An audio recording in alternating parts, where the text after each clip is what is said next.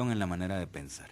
Uno en su familia quizá piensa en cuáles son las necesidades, en que los niños estudien, que los niños estén sanos, que tengan acceso a este tipo de cosas, y entonces busca los recursos para ver cómo logra pagar esto. Sin embargo, el Estado funciona de una manera al revés realmente, ¿verdad? Y es de cuánto tiene y cuánto puede gastar. Entonces, lo que determina la capacidad del Estado son sus ingresos, y esos ingresos lamentablemente son muy bajos, ya como una característica, un rasgo estructural del Estado de Guatemala. Ya tenemos en línea nuevamente al ministro de Finanzas, Rolando del Cid, para seguir conversando con usted, presidente. Ministro, se cortó la comunicación. Sí, ¿Cómo vamos con el presupuesto 2011? 2011 vamos ejecutándolo adecuadamente entre los indicadores que nos hemos trazado para finalizar el año. Esto quiere decir que estamos ejecutando el 31 de agosto el 60% del presupuesto. Deberíamos de estar en un 66%, pero debido a limitantes que tenemos en las fuentes de financiamiento, pues se ha dejado ejecutar un 6% del presupuesto. Esto tiene una relación directa con el tema del financiamiento que tenemos con las fuentes externas, que son aproximadamente 3.600 millones, de los cuales pues ayer estuvo a punto de aprobarse los préstamos que teníamos ya en agenda, pero por no llegar a los votos que se necesitaban, pues se dejó postergado para hasta después de la elección del día 11 de septiembre. Esto pues nos limita enormemente para el mes de septiembre, porque en el mes de septiembre, si no tenemos nosotros ya esas fuentes aprobadas, pues vamos a tener algunos problemas ya para financiar algunas de los programas esenciales de gobierno. Esto sin lugar a dudas que lo hemos hecho y lo hemos planteado en varias oportunidades a las distintas bancadas del Congreso de la República, pero no fue aprobado el día de ayer. Creemos de que hemos manejado adecuadamente el presupuesto conformidad con las normas presupuestarias. No es cierto que haya un gasto desmedido, estamos dentro de los cánones normales y vamos a terminar el año con nuestra proyección de un déficit inferior al año 2010 y al año 2009. Esto quiere decir que vamos a terminar con un déficit de 2.9%, muy por debajo, y estamos proyectando para el 2012 un déficit todavía más bajo, que es del 2.5%. Rolando, ministro, también sería importante hacer algunos comentarios con respecto al presupuesto 2012, que el presupuesto es un instrumento de desarrollo y de administración pública fundamental. Tú ya lo presentaste el día 2 de septiembre y entiendo que debe ser aprobado antes del 30 de noviembre, ¿es correcto? Así es, presidente, así es. Pues vea, el presupuesto de ingresos y egresos que fue presentado al Congreso de la República el día 2 de septiembre, pues tiene, no como dicen algunos en los medios de comunicación, está con sus fuentes de financiamiento como tiene que ser proyectadas de conformidad con los avances que se tienen. Uno, en materia administrativa, de fortalecimiento de la SAT a través de acciones administrativas. Dos, el tema de que tenemos ahí los recursos no tributarios también provenientes de regalías y de las operaciones de la explotación petrolera. Tres, ingresos de capital. Y cuatro, que tenemos ahí proyectado, pues de que si al ser aprobados los préstamos, como lo hemos dicho, los préstamos que estén aprobados este año, pues sirven para financiar también el año entrante y algunos el año 2013. No es como andan especulando de que es una deuda adicional. Esto es de la misma deuda que ya tenemos contemplada, la misma deuda externa. En donde sí tenemos alguna variación es en la deuda interna, pero hicimos la explicación de que agregamos 1.000 millones que son correspondientes a bonos que estamos planteando para efecto de iniciar los procesos de pago de la deuda flotante que se determina al concluir la auditoría externa del 2011, donde estamos terminándola y estamos proyectando pues de que el Congreso de la República, incluso en las mismas normas presupuestarias, tenga la oportunidad de aprobarnos eso en la medida que se puedan aceptar los endeudamientos que han sido certificados por la auditoría. Esto quiere decir que tenemos un presupuesto totalmente adecuado al PIB, el PIB pues con un crecimiento que tenemos adecuado en cuanto a una variación nominal de 391.000 millones. Esto quiere decir que si lo planteamos en torno al PIB, el presupuesto que estamos planteando es de 15.2%, es inferior todavía al del año 2010, que fue de 15.4%, es casi similar al del 2009, o sea que estamos hablando de un tamaño de presupuesto adecuado al crecimiento del PIB, porque se supone que si hay crecimiento económico, en esa medida se van generando otras condiciones y la captación de recursos internos es mayor. Esto se refleja porque el presupuesto de ingresos está programado más del 73% con ingresos tributarios. es más de lo que ha tenido en los últimos 2 o 3 años. O sea, quiere decir que estamos ya llegando a niveles adecuados. Si neteamos lo de los 1.000 millones de bonos que están para el tema de reconocimiento de deuda flotante, estaríamos hablando de un déficit neto del 2.2, que está exactamente cabal con las metas multianuales de déficit que nos trazamos con el Fondo Monetario Internacional. Hoy precisamente tengo reunión a las 8:30 de la mañana con la Comisión de Economía del Congreso de la República, que nos ha pedido que le hagamos una presentación de cómo está constituido el presupuesto, y por supuesto que ahí mismo vamos a dar todos los valores macroeconómicos y vamos a indicar cómo están concedidas cada una de las asignaciones en el presupuesto del 2012. Muchas gracias, ministro. Te agradecemos y a seguir trabajando por ese presupuesto. Yo te tengo una consulta, ministro. Conversábamos algo, nos informaba ya en reuniones de trabajo acerca de la posibilidad de que se ponga en riesgo otro préstamo por la no aprobación en el Congreso aún. Ya se perdieron algunos recursos, si nos pudiera recordar el monto, porque no se pudieron aprobar en el Honorable Congreso de la República, y nuevamente ahora, si no se avanza rápido, también hay otros riesgos. ¿Cuáles serían esos riesgos en el cortísimo plazo, tanto en perder un préstamo como en cómo seguir cumpliendo con las obligaciones que el Estado tiene para este año, ministro? Bueno, gracias a Ronaldo. Sí, efectivamente, hay un préstamo que corre el riesgo, que resulta un poco difícil encontrar una respuesta, porque es que no lo han aprobado. Es un préstamo que nos aprobó el directorio del Banco Mundial por $100 millones, que estaba destinado para atender apoyo presupuestario por la emergencia de Ágata y los tormentos que se dieron el año pasado. Pues ha llevado un proceso muy largo. Tenía un plazo de vencimiento para el mes de octubre. Si el finales del mes de octubre no tenemos aprobado el préstamo, o por lo menos ya que se ha leído una lectura en el Congreso de la República, pues sí tendríamos el riesgo de perderlo, igual que perdimos el de 114.5 millones también del Banco Mundial, que estaba destinado para los grupos vulnerables, ¿no? Ayer mismo en la noche discutíamos esto con el Banco Mundial, planteándole de que si había posibilidades de que nos ampliaran este plazo, debido a que el día de ayer pues nuevamente se pospuso la aprobación de los mismos. El Banco Mundial dijo que iban a hacer las negociaciones respectivas con su directorio, pero que le veía muy difícil, porque sería la segunda vez que un préstamo estaría corriendo ese problema. Realmente es delicado, porque el Estado de Guatemala ha planteado un compromiso de mantener sus préstamos en la agenda, y si no están aprobados, ese problema podría generarnos el desfinanciamiento también de otras fuentes importantes, no solo de este año, sino para el año entrante. Gracias, ministro. Sí, realmente la politización de las cosas serias del Estado, como es el financiamiento, es verdaderamente preocupante, que en 9 meses, si no se ha aprobado, se aprobó el presupuesto, pero no se aprueba sus mecanismos de financiamiento. Y como decía el señor ministro, se perdieron ya 114 millones de dólares para poblaciones vulnerables. Creo que ahí son el doble pecado.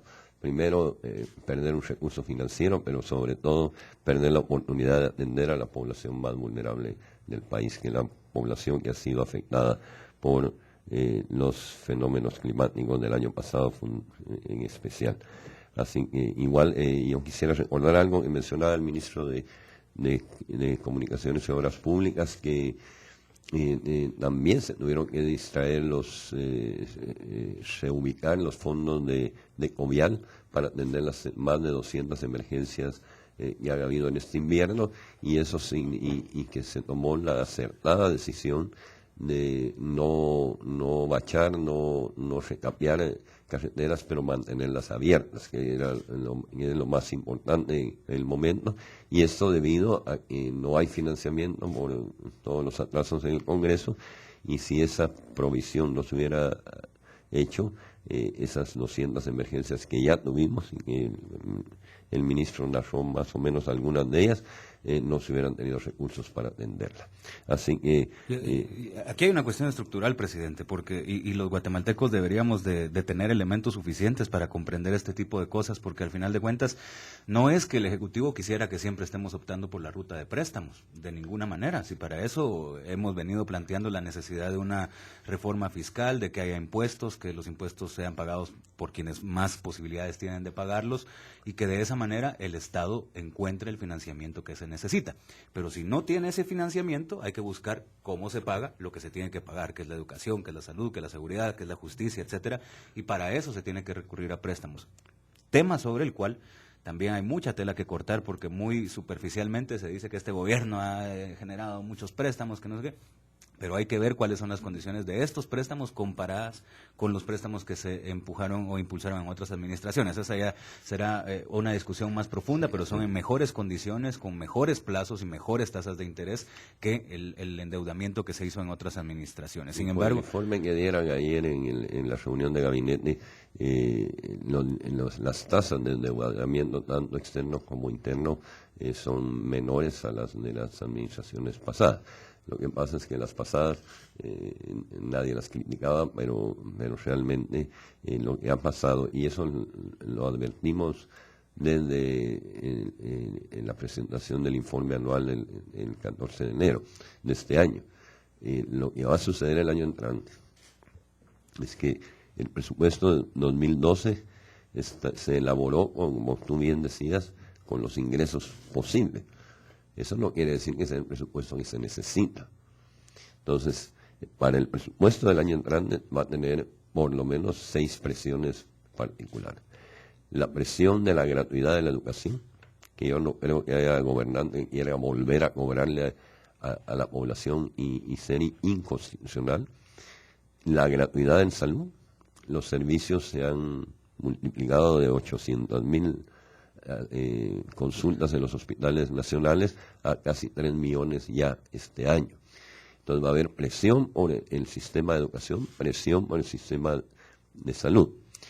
Y la otra presión fuerte es en el tema de seguridad y justicia, para mantener el nivel de capturas y calidad de capturas que se tienen, de incautaciones que se han tenido, más de $10 millones diarios.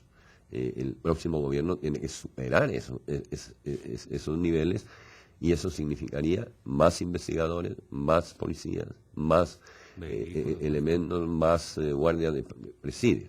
Y eso lleva a una presión adicional al Ministerio Público, donde se necesitan más fiscales, más medios de investigación para poder judicializar todos los casos que se llevan. Ayer informaba en el gabinete de gobierno el señor ministro de Gobernación que cuando nosotros llegamos a la administración había el 1% de sentencias de casos judicializados. Perdón. ¿Eso qué significa? Que de cada 100 homicidios solo uno se llevaba a juicio. Este año vamos por el 22%. Eso es un incremento importante.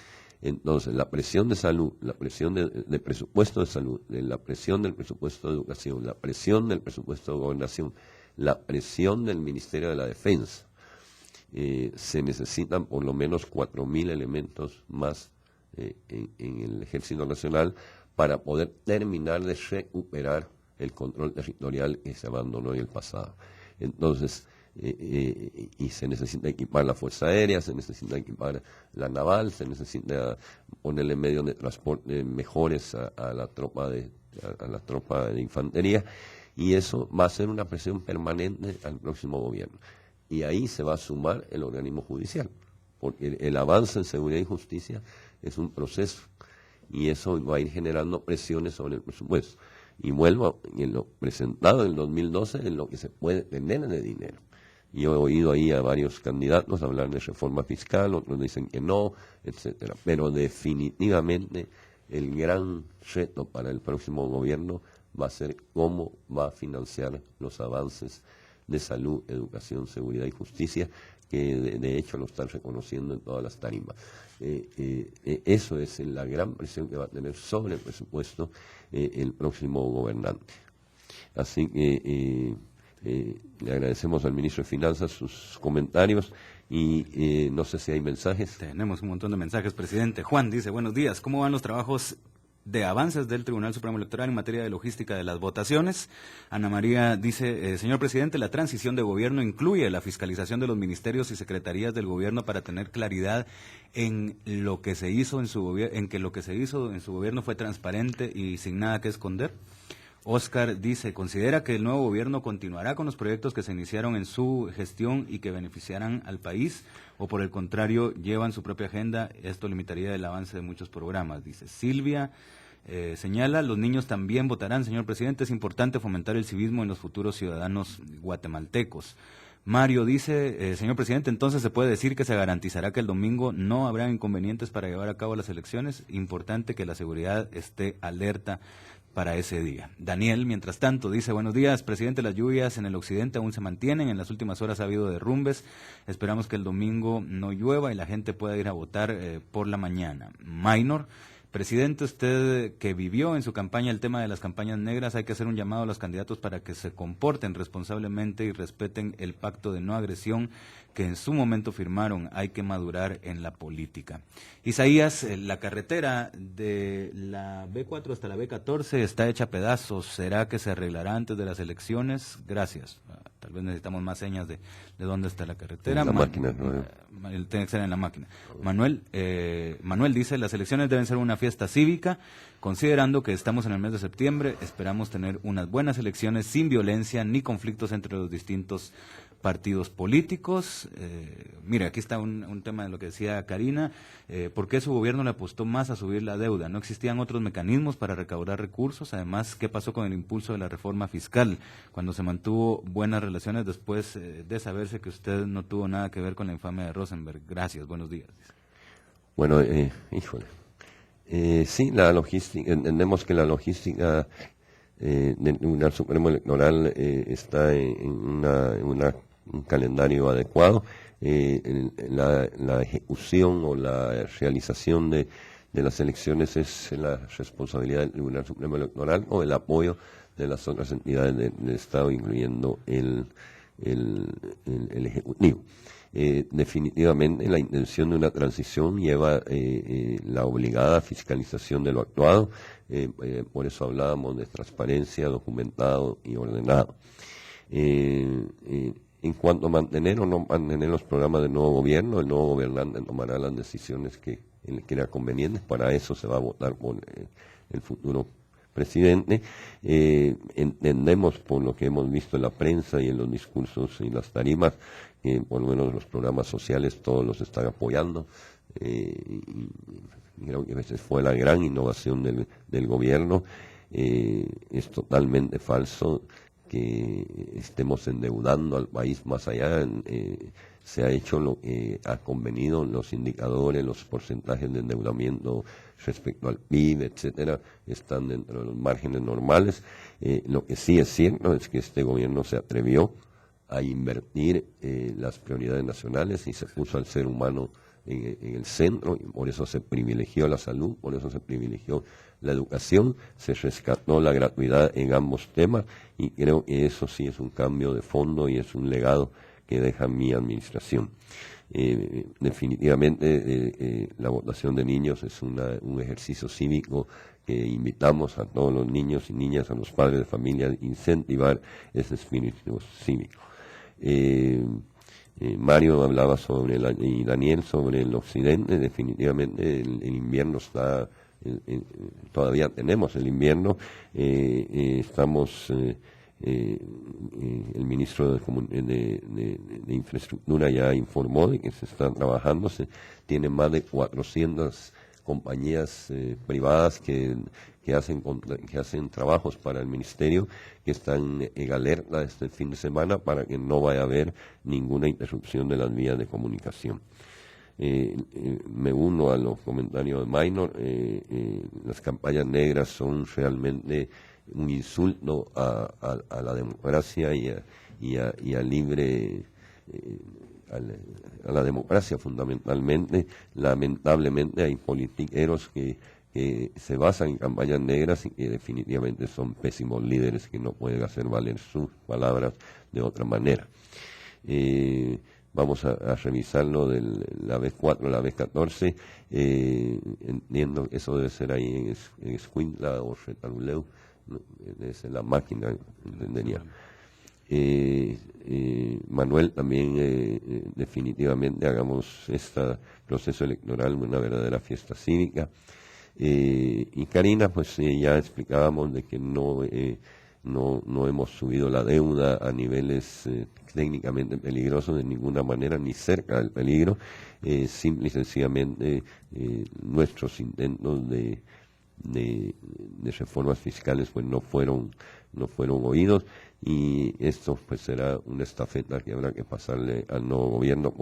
Como mencionábamos hace un momento, el nuevo gobierno se les presentarán presiones sobre presupuestos adicionales para sostener la gratuidad de la educación y la salud, y para sostener los avances en seguridad y justicia, y creo que eso es un gran reto.